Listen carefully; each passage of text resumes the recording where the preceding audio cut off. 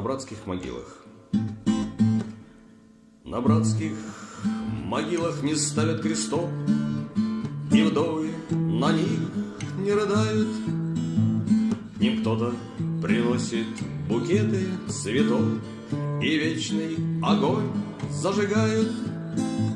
Там раньше вставала земля на дыбы, а нынче гранитные плиты.